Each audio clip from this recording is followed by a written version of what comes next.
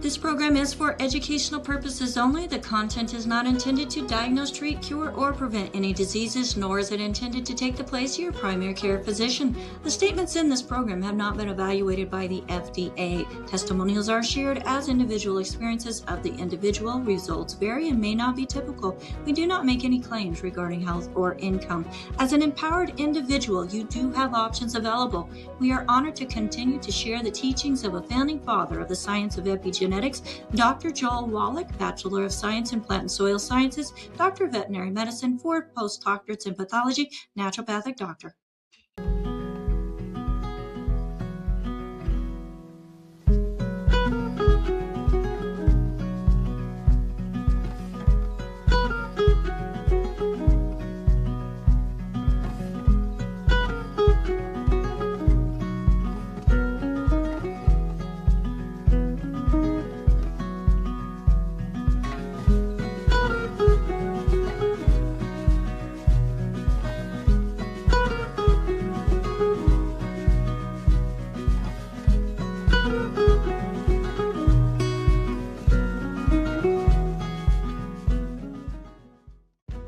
This program is for educational purposes only. The content is not intended to diagnose, treat, cure, or prevent any diseases, nor is it intended to take the place of your primary care physician. The statements in this program have not been evaluated by the FDA. Testimonials are shared as individual experiences of the individual. Results vary and may not be typical. We do not make any claims regarding health or income.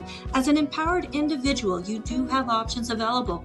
We are honored to continue to share the teachings of a founding father of the science of epigenetics, Dr. Joel Wallach, Bachelor of Science in Plant and Soil Sciences, Doctor of Veterinary Medicine, 4 postdoctorates in pathology, naturopathic doctor.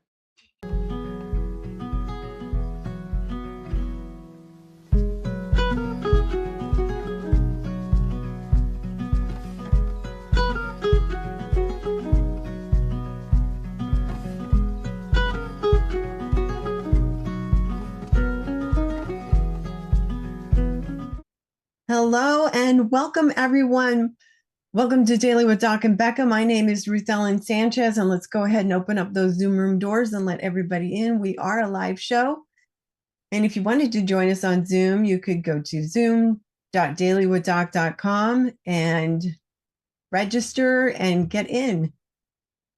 All right, so today we have Pharmacist Ben Fuchs, and he is going to be talking about, oh, I just had it up, blood pressure. Did you forget already, Ruth Ellen? I did. My screen went completely black. And I was like, what? I did. Isn't that terrible? Let me bring you on. And of course, I have to say this. So this program is for educational purposes only. The content is not meant to treat, diagnose, or cure any diseases, nor is it intended to take the place of your primary care physician. And the statements have not been evaluated by the FDA. Testimonials are shared as individuals' experiences of the individual. All right. Welcome to the screen, Pharmacist Ben. So we're talking today about blood pressure. Yes. And it's more than a number. It is? What else? What do you mean? What else is it? What else is it? What else is it? Well, it's a lot of things. Like? I mean, it goes with, oh boy. Okay. There are hidden signals by your body. So it's a reaction to that. Hidden signals from your body. Like what kind of hidden signals? Well, I'm just teasing you. I'm totally teasing. No, I'm just playing. Just playing.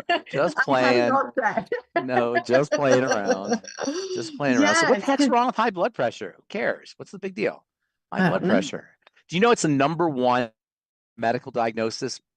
Pretty sure #1. It's in the top couple of medical diagnoses is hypertension, but it's not just hypertension. It's essential hypertension, right? And what does that mean, essential hypertension? What does the word essential mean? We always talk about it with like the essential nutrients, the mighty 90 essential nutrients. What does the word essential mean? It comes from essence. It comes from essence. Yeah, it's what you need to survive and be healthy. No, not at all. Okay. An essential oil What's an essential oil? It is the essence of the plant. Yes. It's the essence. It's the essence. You are correct. Right. Yes. It's an essence.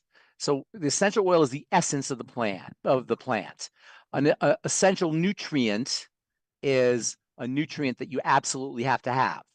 Okay, so they're a little bit different when we talk about essential nutrients and essential oils. When we talk about essential hypertension or essential tremors, you ever hear that term, essential tremors?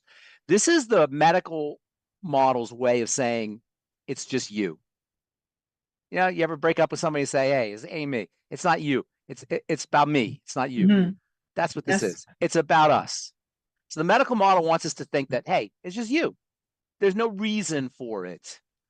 An essential issue is essentially, no pun intended, an issue that is just you. There's no reason for it. Now, you're a layperson. You're not a medical person. You're not a scientist necessarily. But does that make sense? That there's no reason for it? No. Of course not. Of course there's a reason. It's just laziness or ignorance. And I don't mean it on individual people. I'm talking about the paradigm or the model, okay? So we know everything has a reason. They call it essential hypertension. So what is the reason for hypertension? High blood pressure. Why would the pressure have to be high? Well, there's a couple of reasons. First of all, when you have dirty blood, which is that's our number one pillar, our main pillar of chronic degenerative diseases, dirty blood, which is the cause of cellular disease, and all disease is cell disease. Dirty blood precedes cellular disease. When you have dirty blood, the blood doesn't move. It's sticky, it's sludgy. This is a compensatory mechanism that the body uses to keep toxins from being distributed, right? So viscosity and doctors will say hypercoagulable. I call it dirty blood. Hypercoagulable, that's the technical term. Hypercoagulable means it has a tendency to clot. It's leaning towards the clotting side of things. So when the blood is kind of thick and sludgy, dirty, hypercoagulable, whatever you want to say, it doesn't move as effectively. What is the blood doing under ordinary circumstances? It's feeding, delivering nutrients, it's oxygenating, delivering oxygen, it's electrifying, and it's removing toxins. So when the brain sees or reads, the brain's constantly reading the system. The brain is your central processor. It's constantly reading the chemistry of the body. When it notices that the organs aren't getting perfused, they're not getting enough oxygen, they're not getting enough nutrients, they're not being detoxified fast enough, it will turn up the pressure. So high blood pressure is a compensatory mechanism. It's an adaptive mechanism.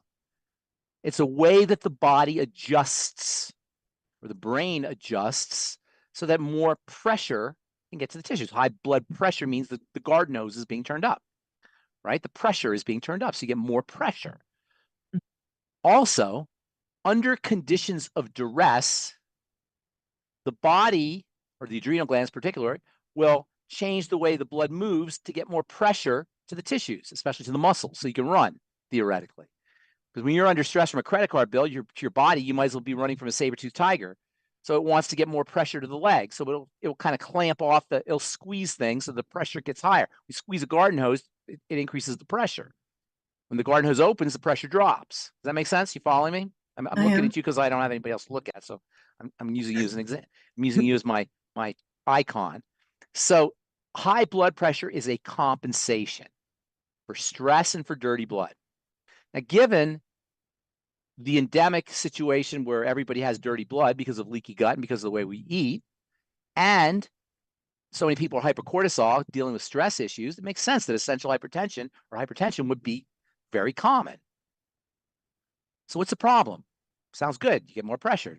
What's the issue? The issue is the pressure, when it's really high, can damage the blood vessels. And it will particularly damage the capillaries. The capillaries are very tiny, they're microscopic, much thinner than a hair. And when you have an increase in pressure, that damages the capillaries. Damage to the capillaries will ultimately lead to lack of oxygen, lack of nutrition, lack of detoxification, all the things that the pressure was increased to prevent, especially where you have lots of tiny capillaries, the kidneys, the eyes, the extremities. All of those were the capillaries, were the most, it's capillaries everywhere, but the most common place is going to be the kidneys and the eyes and the extremities. So high blood pressure is very damaging to the capillaries. It's not just damaging to the capillaries. It also damages the lining of the blood vessels, all the blood vessels, not just the capillaries. For example, We've talked about this before. High blood pressure can damage the blood vessels around the heart. When you have damage to the blood vessels around the heart, the damaged tissue will send signals that recruits things to patch up the damage. This is really pretty amazing that the body has this kind of intelligence and responsiveness. So damage to the tissue, those are the vessels, will initiate chemistry that says, hey, we need some Band-Aids. We got to patch up the hole. We got to patch up the weakness. Well, the most common patch is cholesterol and calcium and plaques. Cholesterol, calcium, plaques are scabs, essentially, to kind of protect the weakened vessels. So high blood pressure is damaging to the vessels. It's compensatory. It's an adaptive mechanism, but it's damaging. So what do? What's the solution? Well, if you go to the doctor, if you go to the medical model, what they'll do is they'll do exactly the opposite of what the body's trying to do. That is force the vessels open. Well, the body is saying, hey, you want more pressure, not less pressure. You're doing exactly the opposite of what the body does. And the doctors will say, well, I don't care. We don't want to have any damage. And that gets us to the point where, and this is no knock on individual doctors. I hope nobody hears this. It's on the model.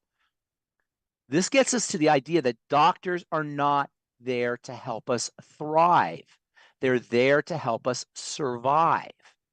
So the doctors will say, yeah, well, we know we're going against the body, but we got to protect the capillaries, and we got to protect the heart, and we got to protect all the systems that are being affected by the high blood pressure. Yeah, we know we're going to drop the pressure, but this is serious stuff. And that's great because you want to survive. You can't thrive until you're surviving.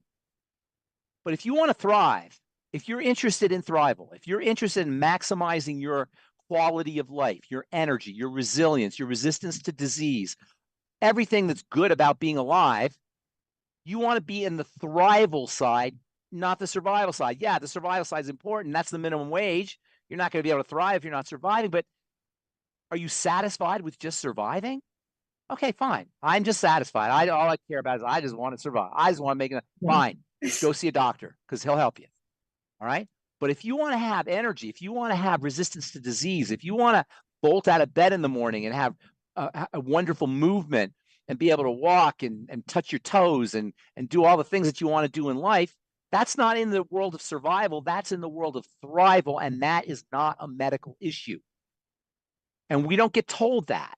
So we think anytime there's a problem, we just go into the medical model. That's not the case. The medical model is for emergencies. It's for intervention that requires something right away. If we give them the job to help us survive or help us thrive, it's not going to work.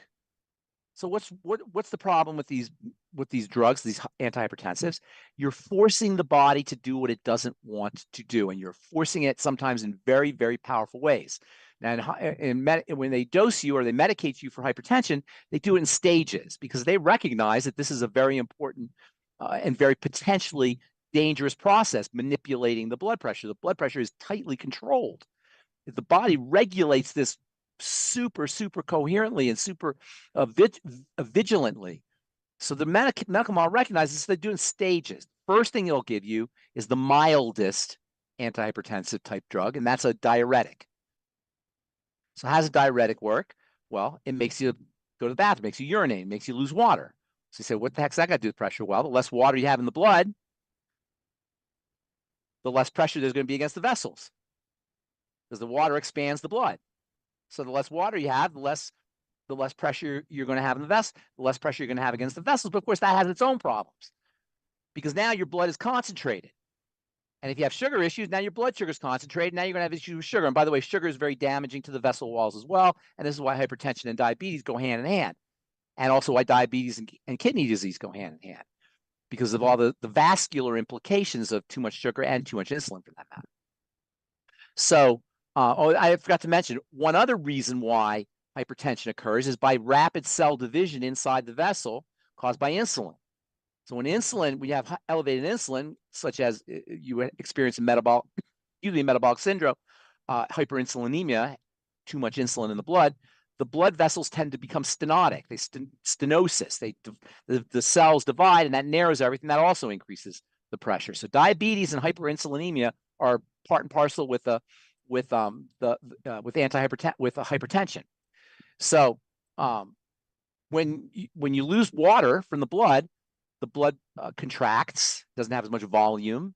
The blood volume decreases, and that drops the pressure. Interestingly, that's the mildest of the antihypertensives, but it's not so mild because now your blood is contracted. It doesn't have as much fluidity to it. And one of the problems in the first place was the sticky, sludgy, dirty blood. Now you got less fluidity. On top of that, the way the diuretics work, they don't just magically reduce fluid. They reduce fluid by changing the mineral balance in the blood. They affect minerals. So now you're dealing with mineral issues. Now you're dealing with contracted blood. Now you change the way the body, you've defeated the purpose of what the body is trying to accomplish. And this is the mildest of the diuretics. If that doesn't work, they go to the next step, and those are the blockers, the beta blockers. And those drugs work at the neural level. They work at the neural level of the heart, the neural level of the blood vessels, and they neurologically force either the heart to slow down to drop the pressure, or the blood vessels to expand to drop the pressure. And they compel the pressure to drop neurologically. And then finally, there's a super powerful antihypertensive that just jack open the vessels. All of which is to say that if you interact medically for something that's a lifestyle issue, there is going to be a price to pay. You're forcing the body to do what it doesn't want to do. You're changing the way the blood moves. You're losing minerals, not to mention the fact that your body now has to detoxify all these prescription drugs that you're taking. So now you're going to deal with nutritional deficiencies. And there's no way to beta block just the vessels. You're beta blocking the entire system. You're suppressing the neurology of the entire body. So it's just a big mess for something that we don't need to be medicalized for. So what do you do? Well, first of all, what's the cause? The main cause is the dirty blood. So let's work on the dirty blood. Let's fluidize the blood. Let's clean the blood. That's probably the most important strategy. And I know we have to have topics and everything on the program, but I'm always saying the same darn thing. That's okay. You clean the blood. Yeah. How do you clean the blood?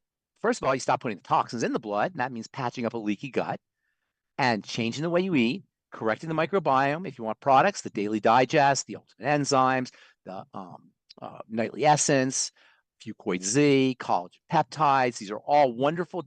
I said Ultimate Enzymes. These are all wonderful nutritional supplemental strategies for helping the digestive system work more effectively.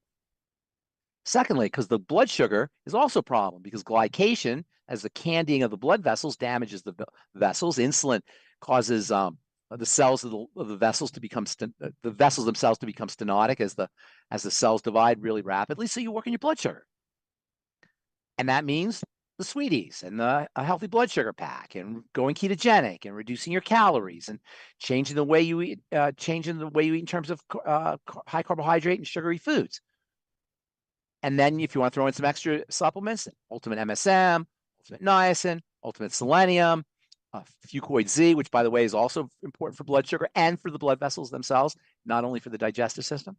So all of these are supplemental strategies for reducing sugar, for thinning the blood, reducing the sugar content of the blood and lowering your insulin.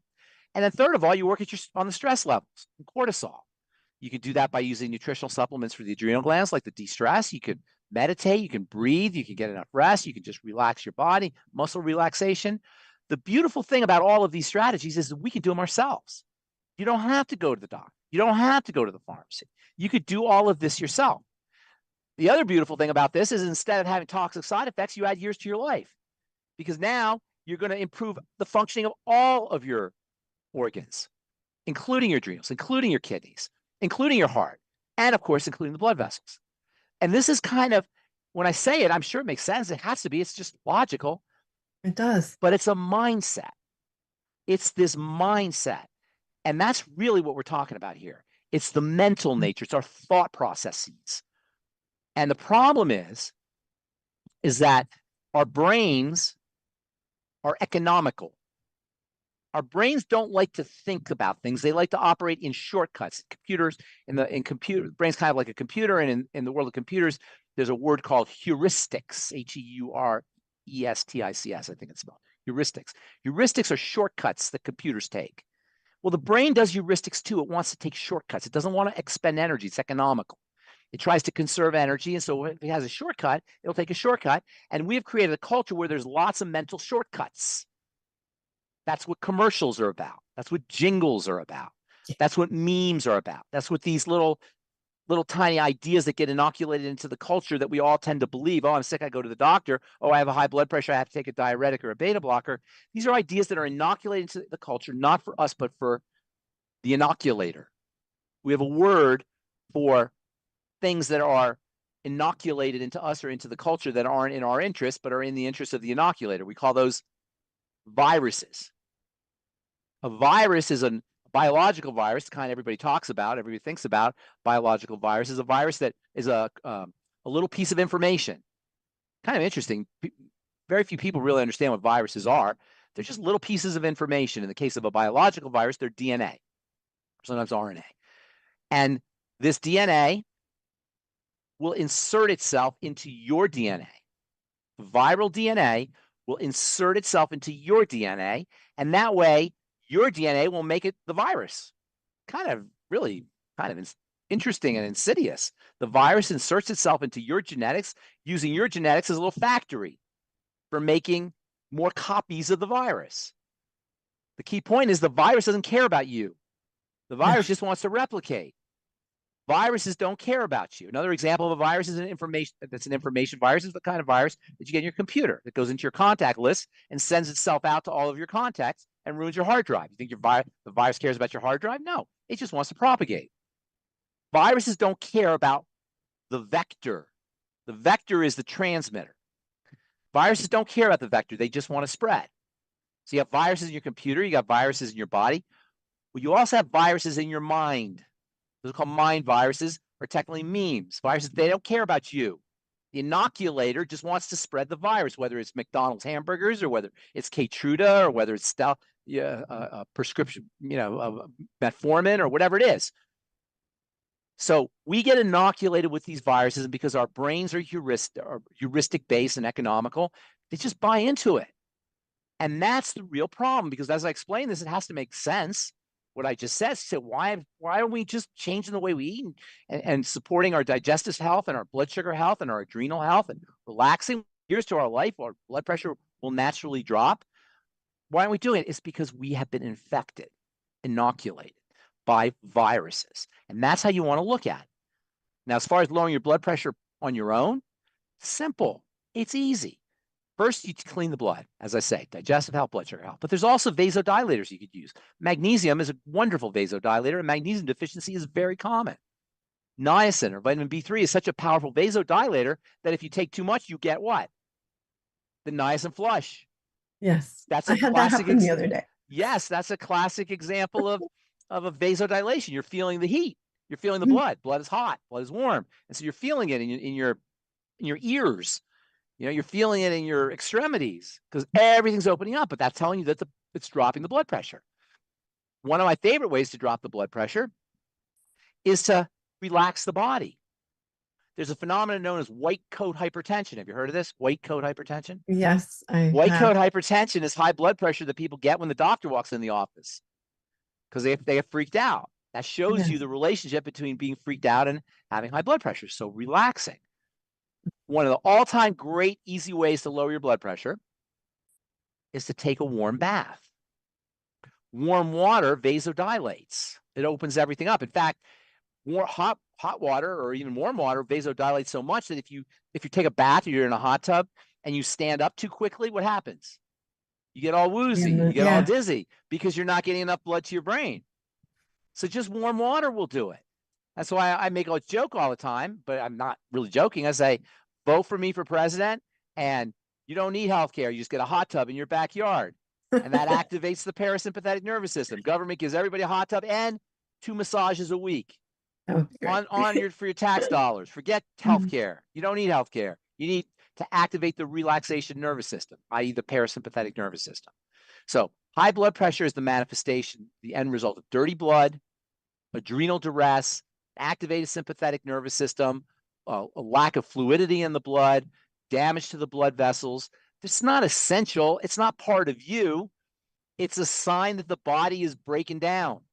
It's a sign that something's wrong, and it's very, very easy to fix non-medically. That being said, if you have crazy hypertension, get on a beta blocker, do what you need to do, and gradually use your niacin, use your B complex, use your magnesium, use your MSM, use anti-glycating supplements, anti-sugaring supplements, use nutritional strategies, and then gradually wean yourself off of your antihypertensive medicine. And last thing I'll say is the relationship between nutrition and antihypertensive medication is a classic case of nutrients helping your drugs work better. In other words, when you start using nutritional supplements to lower your blood pressure, you will gradually be able to lower your beta blocker dose, your calcium channel blocker dose, your antihypertensive, diuretic, whatever it is. You'll be able to gradually lower the dose. In fact, if you've never supplemented before and you're on, say, a beta low pressor, whatever beta blocker you're on, metoprolol, as you start taking the magnesium and as you start taking your B complex and as you start taking your niacin, et cetera, guess what's in your essential fatty acids, your omega-3 essential fatty acids? You're going to notice that your blood pressure drops too much. And that's when you want to tell your doctor what you're doing. You always want to work with your physician. Tell them, hey, I'm using nutritional supplements. Keep an eye on my blood pressure. And as your blood pressure drops from your nutritional supplements and your beta blocker, you'll be able to wean yourself off your beta blocker. So nutrients helping your drugs work better is the relationship between nutrition and antihypertensives is a classic example of nutrients helping your drugs work more effectively. Reduce adrenal duress, reduce blood sugar intake, protect the intestinal lining from leaky gut, and work with dirty blood as a subsequent symptom of leaky gut. What are we talking about here? Digestion, blood sugar, adrenals, a triangle of disease, the 3 points of bodily breakdown that you want to focus on that underlie all health challenges. And it's as simple as that. And by the way, oxygen is also a fluidizer, blood fluidizer, and vasodilator. So you want to make sure that you're practicing your slow, deep, rhythmic breathing, respiration. Yes, you do. You want to make sure you do that because it's very relaxing too. Yes, it's very relaxing. Exactly. All right. All right. So we do have a question. We have a hand up. So yeah, let's have a hand up. AJ. AJ. Hi, AJ. And if you're on Zoom and you'd like to ask a question, please raise your hand and then we can call on you. So I'm going to. All right, let's bring him on and he needs to unmute. Can you unmute yourself, AJ? I can do that. Pharmacist Ben. Yes. I'm very angry. I want to save my ire for Monday because I don't. Ire. Oh, I got some ire. Whatever Irie. Tons of it. I used to have a friend who used to say Irie when he thought something was good. Irie. Yes, ire. What are you Irish about? And funny, you don't look Irish. Yeah, no, but I've been to some Kayleys. Okay, all right. What's going on, AJ? Good to see you. So, we do have a question on YouTube that I'm going to ask. Okay. But I'm upset. Upset? You're upset or they're upset? I'm upset. Okay. I told you a long time ago. Okay. People are listening to what we say. Uh-oh. In particular, what you say. Okay. And they're copying. What do you mean copying? Like mimicking. Okay. Stealing. Biting your style. And yeah? Yeah, biting. Yes, you're from New York, so you know this term, biting. No, I don't know that term. That's a new one. Oh, okay. They're biting. Okay, they're imitating. Okay, what's the deal? Okay, yes, imitating. And so I'm watching MeTV. This is a television channel for older Americans. Okay, I qualify. So we'll only be showing like Bonanza and Green Acres and Leave It to Beaver and these types of things. All right. And the woman, and there's a drug commercial that comes on for older adults. And they're talking about the drug. And they say, yeah, this drug is not for you to just survive. It's really? You thrive. Oh, the drug is going to help you thrive. All right. And the woman comes on and says, and I feel like I'm thriving. Oh my God. Okay. All right. What's the drug? You know what? I didn't have. See if you get a name of the drug. I'd like to see it, or send me a link. If I'd like to see the commercial. When I find it, I will be sure. All right. Well, don't let it get to you. That's just the world we live in. By the way, I just remembered something. When you have surgery, they when they cut you open on the operating table, to your body, the body doesn't recognize the operating table. It thinks you just got eaten by a lion or tiger or a saber-toothed tiger or whatever. So it will clot the blood. Surgeries clot the blood. And that's why, what do they give you after surgery? They give you heparin, right? Because heparin thins the blood, makes the blood move more effectively. Fucoidin is nature's heparin. So Fucoid Z is another great antihypertensive blood fluidizer, nature's heparin. And I forgot to mention that. Okay, but go ahead. Did you have a question, or is that Couple questions? Yes. Dylan, is it true that calcium can only be absorbed 500 milligrams at a time? Should we divide the Osteo-fx? I don't know the number of milligrams at a time, but I'm sure there's a limit to it. And you also want to use your magnesium with calcium and vitamin D with calcium. I assume he means through the intestine. When you talk about absorption, there's absorption through the intestine into the blood, and then there's absorption from the blood into the cells.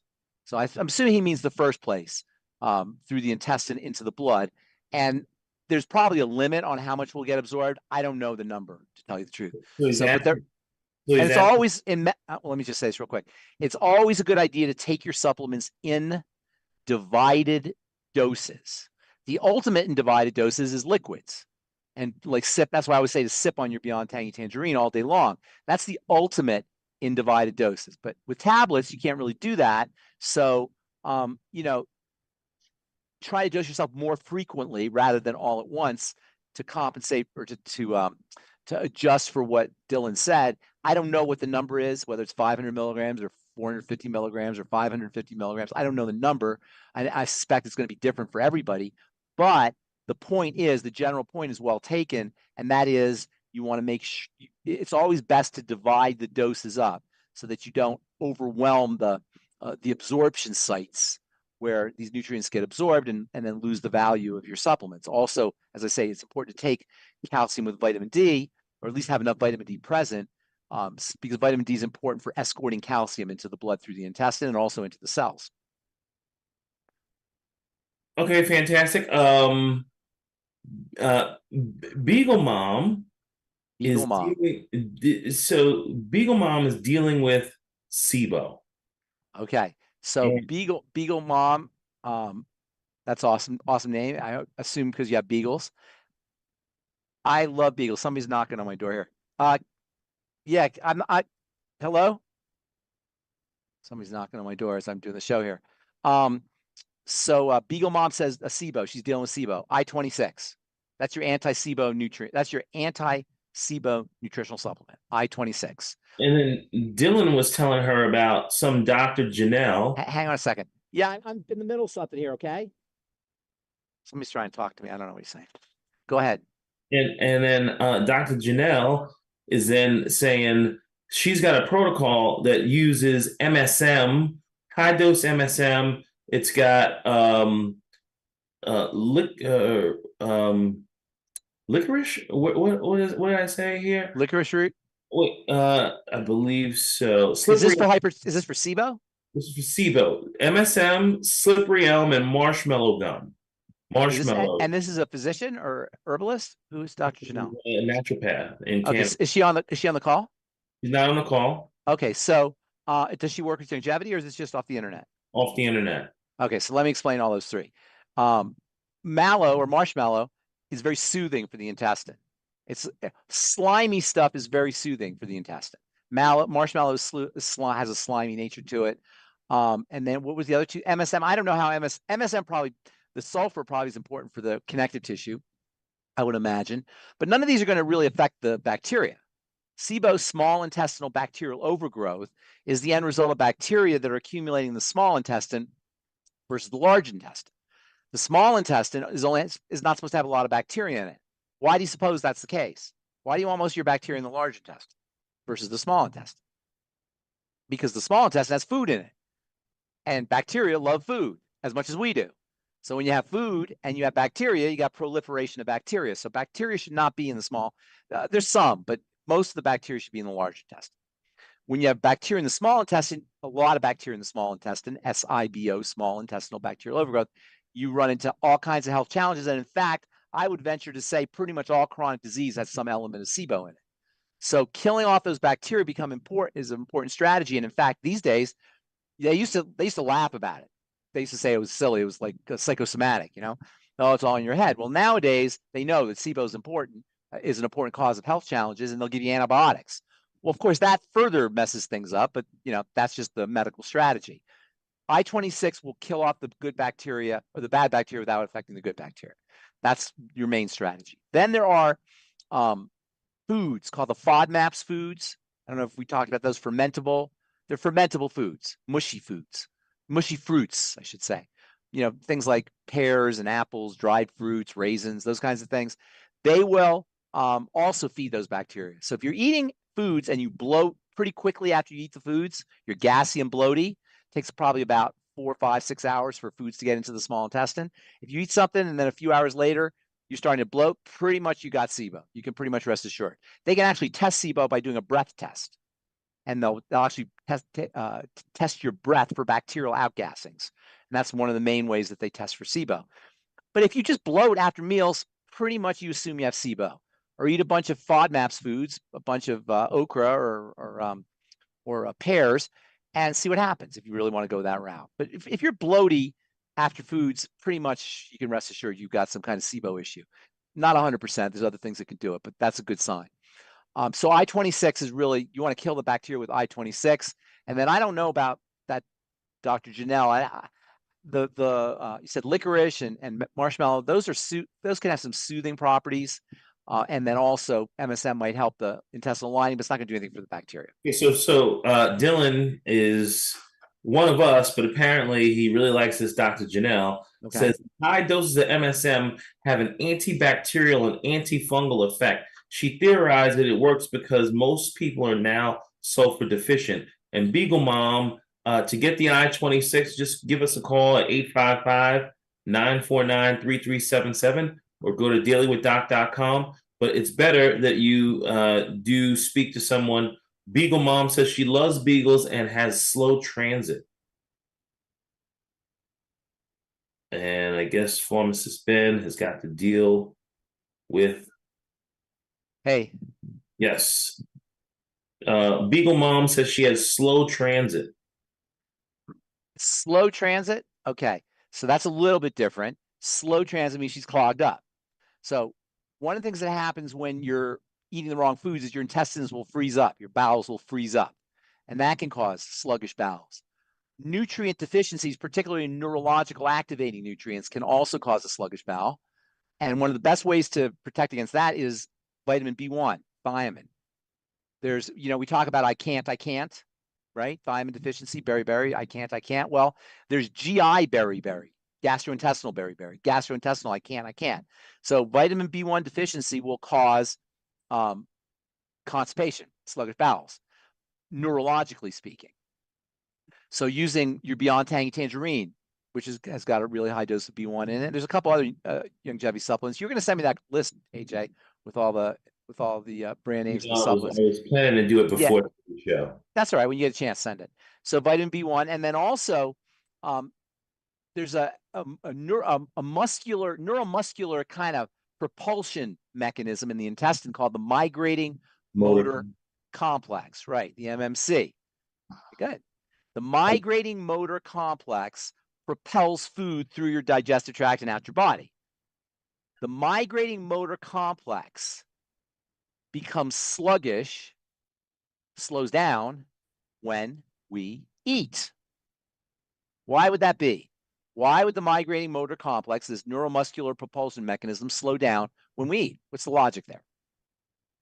Energy's got to be used to process the food. Not quite. You want to be able to extract the nutrients from the food. If everything's moving through too fast, you're not going to get the nutrients out of the food. So food slows everything down so the body has an opportunity to extract the nutrients. That means the less you eat or when you take time off from food, that activates the migrating motor complex. And by the way, I know I've said it before, but I think it's really interesting.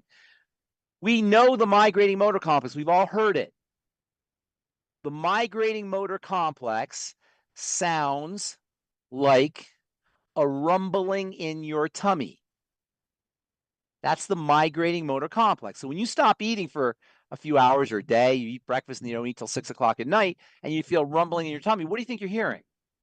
You're hearing your body clean itself out. You're hearing propulsion. You're hearing the food being propelled out the digestive tract and out your body. But what do we do when we hear the rumbling in our tummy? We immediately shut off the propulsion. We immediately eat. Yeah. Exactly. We do exactly the opposite of what our body's trying to do. And then this is why, by the way, people notice when they don't eat for a day, they have an incredible bowel movement. Have you ever noticed that when you fast? Like you get this incredible, you're like, what the heck just happened? I didn't eat. That's your body cleaning itself out.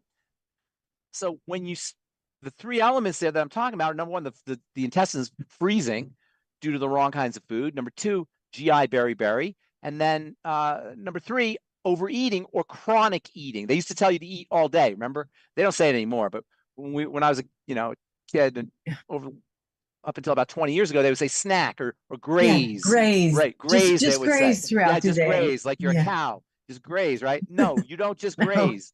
You want to eat once a day, or maybe twice, but you don't want to graze. You want to give your body lots of time, your digestive system lots of time to just relax. Just give it a chance to process the food that's in there. So as far as moving things along, there's lots of things you could do to move things along. As the aforementioned vitamin B1 can help. Fiber is really important. Also, but if you have SIBO, you gotta be a little bit careful with fiber because the bacteria can eat the fiber and proliferate. You be a little bit careful with fiber. Magnesium is a laxative. It opens everything up. Vitamin C can help open everything up. Fucoid Z might help. What else? What else is anti-constipating? You could go the herbal route with Senna, or the stool softening route with DocuSate, and of course, elimination diet. If you can eliminate specific foods that cause the digestive system freeze up, that will help. Constipation is extremely, extremely important to address because when you're constipated, not only do toxins get into the blood, they get basically pushed into the blood, but also when you're constipated, if you're a woman, estrogen becomes more potent, and estrogen can wreak havoc on the body in terms of cancer and fibromyalgia and aches and pains and infertility and dysmenorrhea problems with your menstrual cycle. There's a whole bunch of problems associated with estrogen, and constipation can lead to estrogen issues. Also, Parkinson's disease is associated with constipation. So constipation is something that really needs to be addressed. And if you're not having regular bowel movements, and there's no really way to know what regular is, everybody's going to be different, but you want to make sure that you're having bowel movements 6, 8, 10 hours after a meal for sure. That's something that you want to address. Okay, excellent. All right, we do have another hand up. And Albert, I'm going to bring you on screen.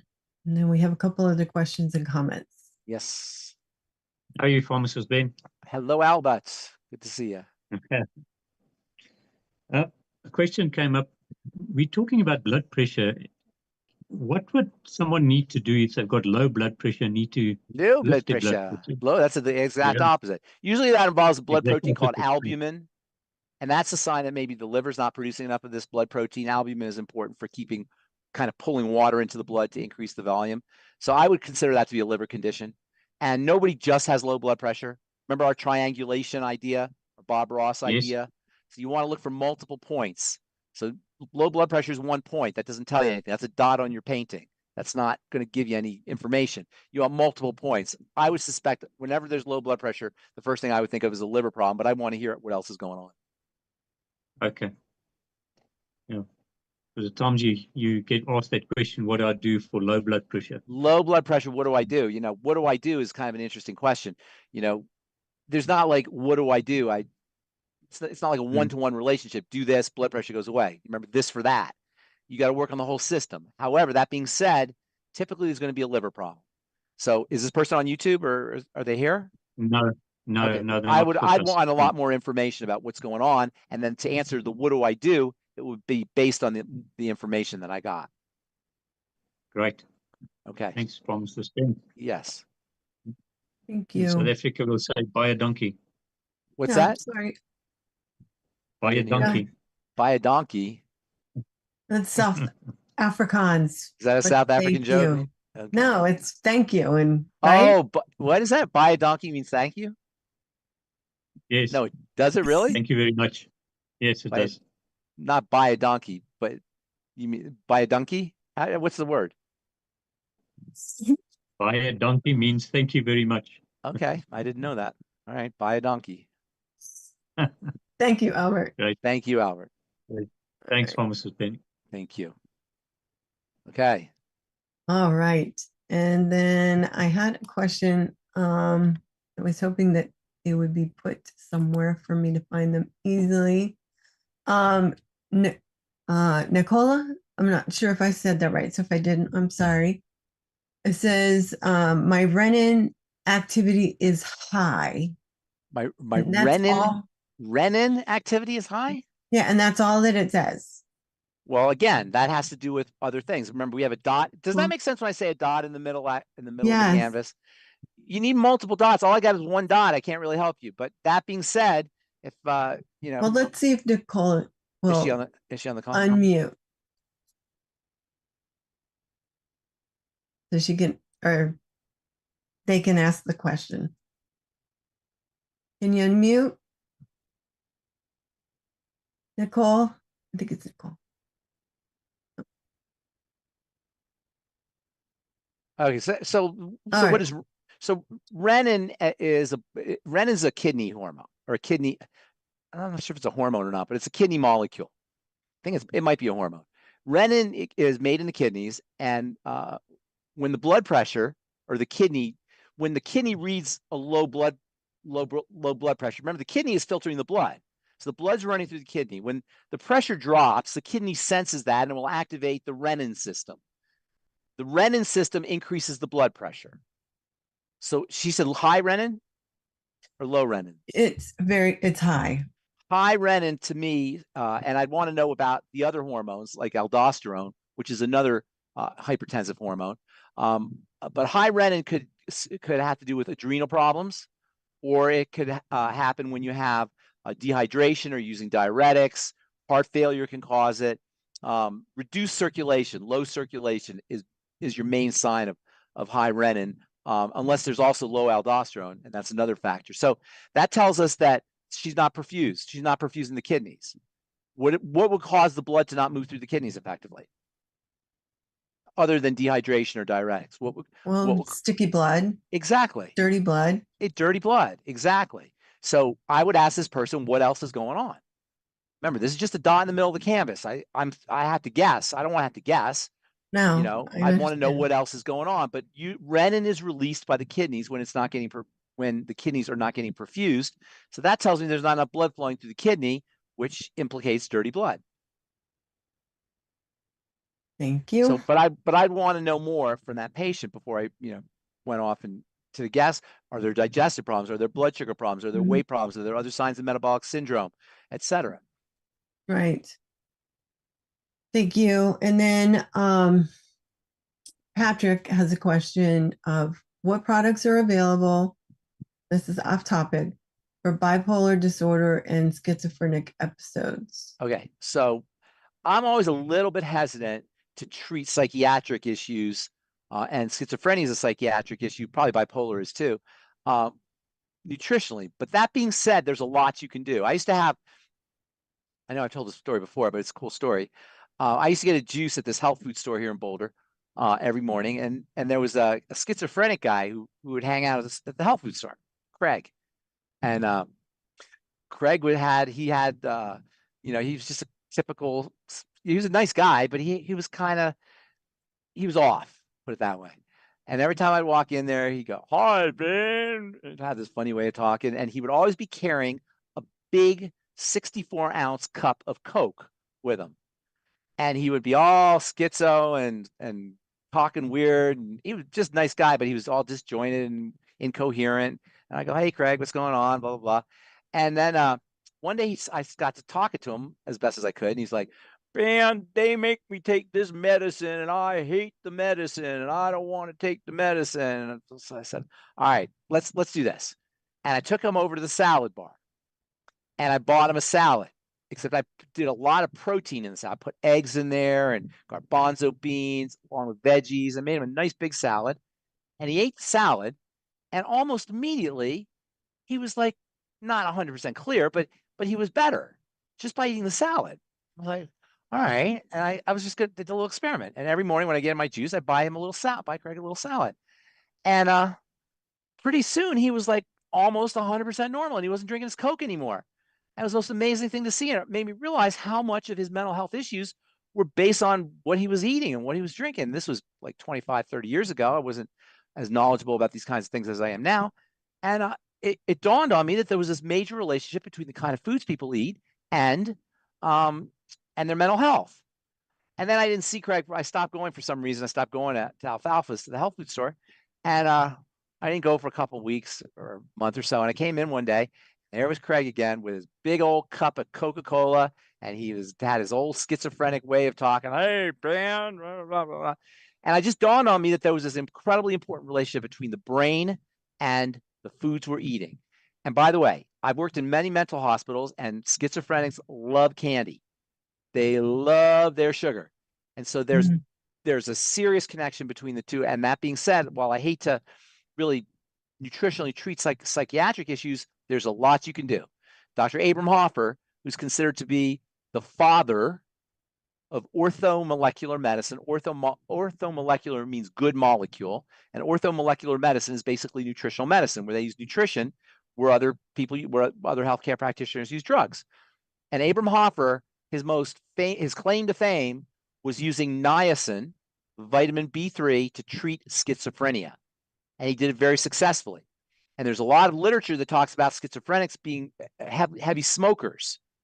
And smoking, we know, is nicotine, which is not exactly niacin, not exactly vitamin B3, but it's close. So niacin is your anti-schizophrenic, and I'm not going to say bipolar, although it wouldn't be a bad idea to try it, vitamin. Also, zinc is very important. Dr. Carl Pfeiffer used to use zinc to treat schizophrenia. So zinc is another mineral, another nutrient that's important for psychotic disorders. NAC might help, N-acetylcysteine might help. Vitamin C, of course, is always going to be important for everything. Vitamin E can be important for brain health, especially for keeping the brain stable. GABA might help, GABA, and there's GABA in our sleep gummies have GABA in there. In fact, melatonin, now that I think about it, that might be helpful also. And then as far as bipolar goes, lithium orotate. Lithium is really, that's the treatment of choice for bipolar disorders. And Doc Wallach's been talking about that one for years. You can get lithium either as a prescription or at the health food store, which is kind of interesting. You can get it both ways because it's one of those nutrients that is so effective, even the pharmacomedical model recognizes it and uses it as a prescription drug, even though it's just a mineral, just an element, one of the mighty 90 essential nutrients, and you can get that at a health food store too. Perfect, thank you. And always the 90. And the 90, absolutely. Yeah. All right. I don't think we have any straight lithium though, do we? It's just in the plant-derived minerals. It's in the plant-derived minerals, right? Yeah, so anything with the plant-derived minerals has that. Yeah. All right, so I have a question. AJ has his hand up, and you have a hard stop. So. Yep, I have a hard stop. All right, so Julio sent me 2 messages. I'm going to kind of divide them up. So first, and he says that he is so grateful for your existence on this planet. Well, that's very sweet. He loves you. He loves you. Thank you, Leah. And so he has a question. So he says a dirty house needs to be cleaned up, and dirty inside body needs to clean up. Detox. It's a little broken up. I'm sorry. And common sense is, so the question is, what can we do to wake up people massively? And then fasting is best. He agrees with you on that. And then the other part of the question is, and I think those are more comments than question. It's someone has menopause due to is menopause due to an imbalance in the nervous system, stress, dirty blood, lack of nutrients, or all of the above. She compares herself with her other siblings who are not getting hot flashes or symptoms like she is having. I'm not understanding. Are you asking what you can do for menopausal symptoms? Yeah. Is it something other than a hormone? No, your periods are going to stop. You're going to stop dropping eggs. It's that's your body. That's your body. You're not that's not a sickness or a disease. That's just a cycle of life, right? However, the symptoms that women experience, the menopausal misery, that doesn't have to happen. Menopausal misery meaning, and I don't need, I'm not a woman, so I'm not going to, not going to play one on TV, but you know more about it than I do. I do. It happens. Hot flashes, night sweats, anxiety, weight gain, redness, skin redness, etc. Those don't have to happen. Menopause has to happen, but the symptoms that people have are usually due to some kind of metabolic imbalance. In blood sugar. In fact, many of the signs of menopause, many of the symptoms of menopause are symptoms of hypoglycemia and excess cortisol. So blood sugar has to be addressed. Another thing is the molecule histamine. Histamine is associated with almost all menopausal symptoms. Histamine is produced by cells mostly in the intestine, but also in other places like the skin, for example. And mast cell instability, or what they say degranulation, if you will, that can be associated with eating the wrong foods. So you got to be careful with the foods you're eating. And if you have things like leaky gut or SIBO, all of those can predispose you towards histamine and menopausal symptoms. There are also natural antihistamines that you can use. There's one called DAO, diamine oxidase, that you can use. Vitamin C, of course, is a wonderful antihistamine. Melatonin has got antihistaminic properties. Zinc has antihistaminic properties. So you can go the antihistamine route, correct for food issues. And again, this has to do with the whole, the multiple points of bodily breakdown. We got menopausal symptoms, but what else is going on? And then the blood sugar issues, treat yourself like a diabetic, even if you haven't been diagnosed as a diabetic. Use all the diabetic nutrients, the sweeties, and ultimate niacin, and Fuchs Z, everything we talked about. Don't forget your I-26 because there may be an element of SIBO. Also notice that your menopausal symptoms will increase with certain foods and eliminate those foods. Wine and cheese and chocolate are all high histamine foods. And what do menopausal women love? Chocolate. Wine and cheese and chocolate. It's not just menopausal women, but it seems to be that, menopausal women really love that wine and cheese and chocolate. So see if you notice a link between the foods and the menopausal symptoms. And then your ultimate EFAs are extremely important for all female health issues, particularly menopausal symptoms. So Mighty 90 essential nutrients, focus on the ultimate EFAs or ultimate EFA plus. Ultimate EFA plus, yeah. And then work on digestive health, reduce your intake of histamine type foods. If you have any, if you're eating foods that trigger histamine or high histamine foods, you got to be careful of those. And then stabilize your blood sugar. Use the healthy blood sugar pack, keep your sugar down, add in nutrients like the Fuchs Z and the ultimate niacin and the ultimate selenium, all of which can support blood sugar control. And of course, reduce your intake of blood sugar spiking foods. Perfect. And there's no medication. Oh, one more thing. Progesterone, not estrogen, progesterone and not fake progesterone, real progesterone. There's fake progesterone. Sometimes you get prescriptions for it. Real progesterone has a calming effect, and it can be very, very effective for, particularly for night sweats and hot flashes. Yeah. And that's in Women's FX. Is there really progesterone in there, or is there the herbs? It's wild yam. Wild yam. Yeah, wild yam. Women's FX. That's right. Yeah, Women's FX, which is a liquid. All right. So Patrick, who asked a question about the schizophrenia and bipolar, says, Ben, thank you for the information regarding mental health issues. You were spot on with the description of habits of acute mental health issues. I'm not sure I understood that, but I appreciate the compliment. Well, you were talking about the food and giving him the salad, and then he stopped drinking the soda. Right. AJ has had his hand up. AJ. So he's going to be our last question. All right. So I'm just going to get to cut to the chase of the question. Yeah.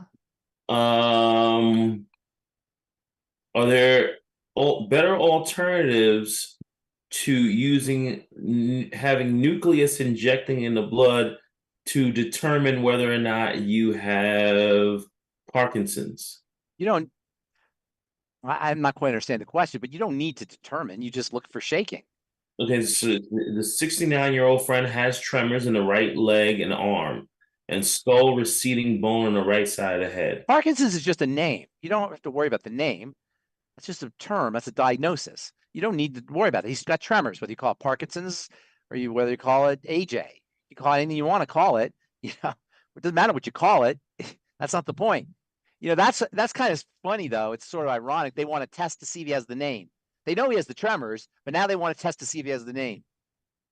And that's what it sounds like, right? Obviously, he has tremors. They can see that. They don't have to test for that.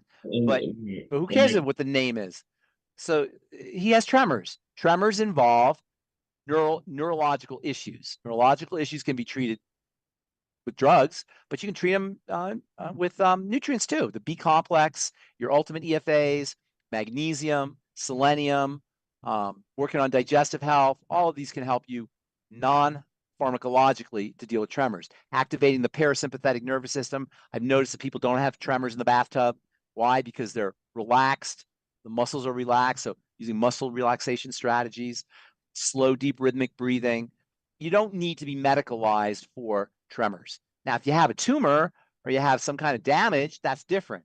But for most people, that's not the case. For most people, it's a chronic degenerative condition where the neurological system just breaks down over time. She's had infections in her youth, this person. It could have been infection. There may be an infectious connection to it, but in the long, infection should resolve.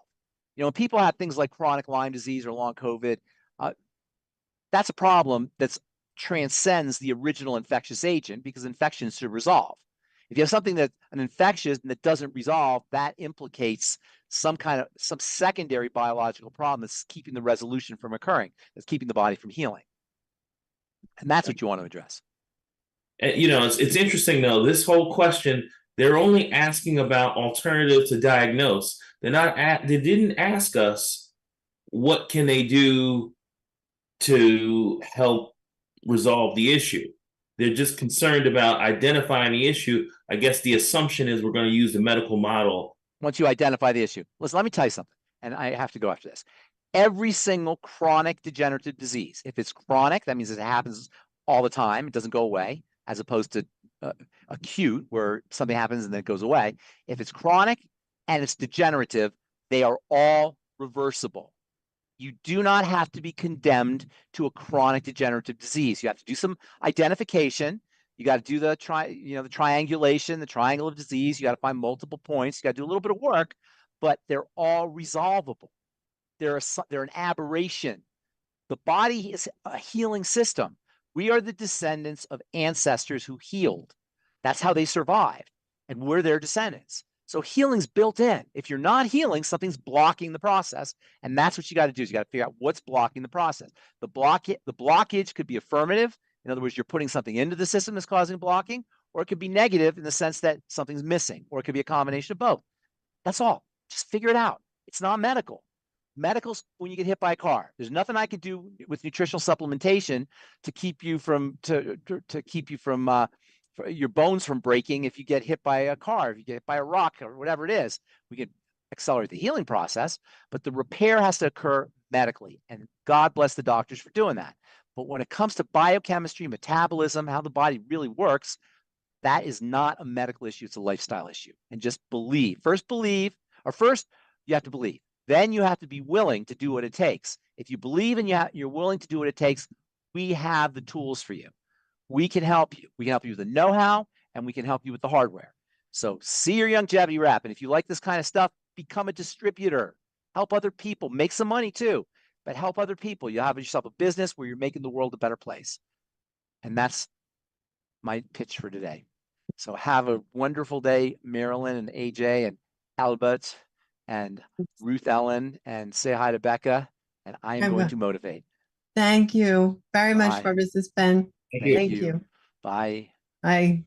So if I can get my co-host to join me on the screen, that would be awesome. And that was a very good episode of Pharmacist Friday. Thank you for joining us, everyone. Again, this program was for educational purposes only and not meant to treat, diagnose, or cure any diseases. And this program was sponsored by Daily with Doc and Becca. I'm sorry, dailywithdoc.com. Sorry. Also, if your question did not get answered, or if you're interested in what Pharmacist Ben said at the end, you can email us at questions@dailywithdoc.com, and we can help you either with your health question or find out a way to build a business and help other people. Also, if you'd like to be a certified holistic health coach, you can go to coach.dailywithdoc.com and become a certified holistic health coach. And if you need to talk to a certified holistic health coach, you can call 855-949-3377 AJ. No, just a phone number, AJ. You have your hand up? I do have my hand up because I see a number of people on YouTube asking a similar question, which is, how do we contact you? How do we order product? I just want you to just tell them again, if they need anything, how they can reach us. Okay. I'll say it slower too, because I talk fast sometimes. All right. So if you would like to talk to us on the phone, you can call 855-949-3377, and anyone who answers the phone can help you. If you're already a distributor or customer, we can still help you and support you with information, but you will need to stay where you are at with the person you're with, but we are here to help you. Also, you can email us at questions@dailywithdoc.com. Did I get it all? Okay. Yes, thank you so much. And I'm sorry, I'll try to remember to talk slower. At the end, I tend to rush, and I shouldn't do that. So also, I want to give a shout out to Becca Dukes. We love you and we miss you, and I'll see you tomorrow, but hopefully we'll see you back next week. And if not, we got your back. So we have Albert, who is our gatekeeper and is in South Africa. So it is late at night for him. So thank you for all that you do. And in the middle of the night for us in the USA and on our time zones, if you call in the middle of the night, Albert will help you, and he will be answering the phone. And he's just a valuable member of the team and a true gentleman. And then we have Marilyn, who is Miss Speedy Fingers and is helping here doing dictation in Zoom. And it is a real benefit if you join us on the Zoom to be able to take a screenshot of something that you missed. Somebody said it too fast, or you just want to review it later. And also, we're just so grateful for you, Marilyn. Thank you for all you do. And then we have AJ, our digital marketing director, who is responsible for helping us all expand on what we had before, because we were out there, but he's helped us get farther out there. You're feisty. Anyway, thank you so much for all that you do, AJ. And I want y'all to have a beautiful weekend. And please remember to be kind and respectful of others, and enjoy your lives and be healthy and just grow as a person. Just always strive to learn more and grow. So thank you, everybody. We will see you next week, and bye for now. Have a beautiful weekend.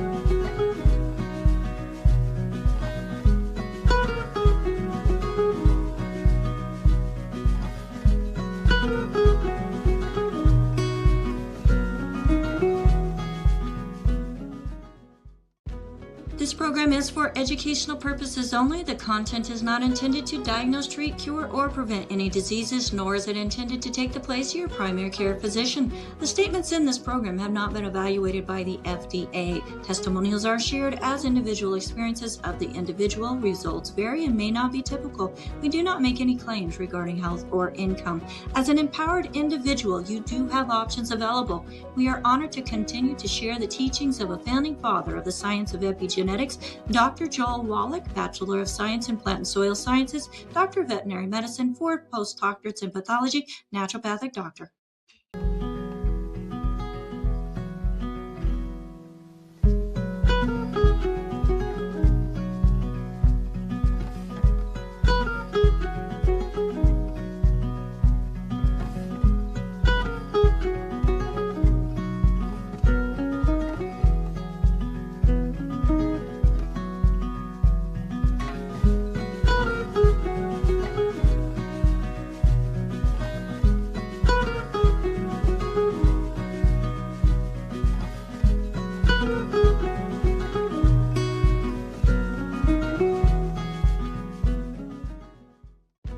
This program is for educational purposes only. The content is not intended to diagnose, treat, cure, or prevent any diseases, nor is it intended to take the place of your primary care physician. The statements in this program have not been evaluated by the FDA. Testimonials are shared as individual experiences of the individual. Results vary and may not be typical. We do not make any claims regarding health or income. As an empowered individual, you do have options available. We are honored to continue to share the teachings of a founding father of the science of epigenetics, Dr. Joel Wallach, Bachelor of Science in Plant and Soil Sciences, Doctor of Veterinary Medicine, 4 postdoctorates in pathology, naturopathic doctor.